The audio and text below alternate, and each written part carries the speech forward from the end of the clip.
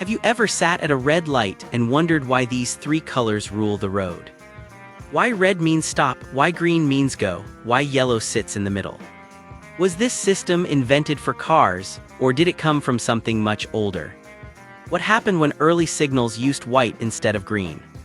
Why did that change after deadly mistakes? And how did a Detroit police officer help lock in the colors we still use today? Welcome to Story Behind the Things.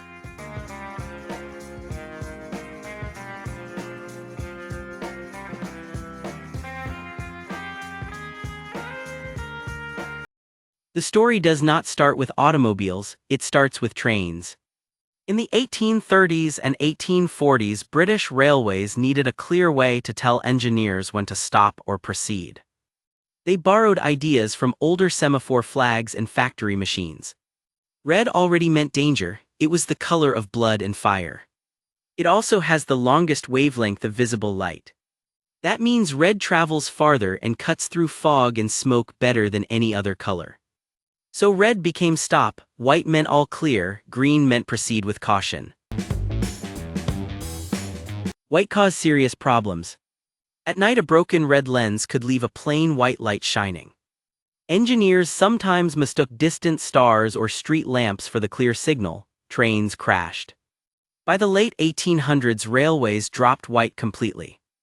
Green moved into the go position, yellow took over the caution role. The three-color system was born on the rails long before cars filled the streets. The first traffic light for roads appeared in London in 1868. Railway engineer John Peaknight designed it. It stood outside the Houses of Parliament.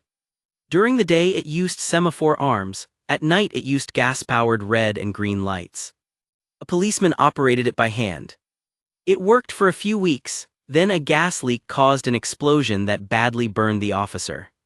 The signal was removed, the idea went quiet for decades. Cars changed everything. In 1914, Cleveland installed the first electric traffic lights in America. Still only red and green. Drivers had almost no warning when the light switched, they either slammed the brakes or raced through. Accidents stayed high. In 1920, a Detroit police officer named William Potts solved the problem. He added a third light, yellow. The middle color gave drivers time to slow down and clear the intersection safely. That same year, the first four-way three-color traffic signal went up at Woodward and Michigan Avenues in Detroit. The system spread fast.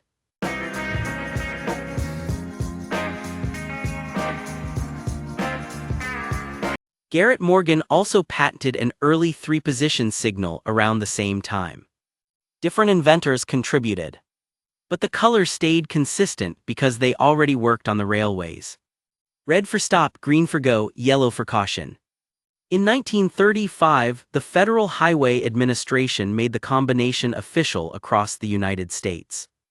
The manual on uniform traffic control devices locked it in. Almost every country eventually followed the same code.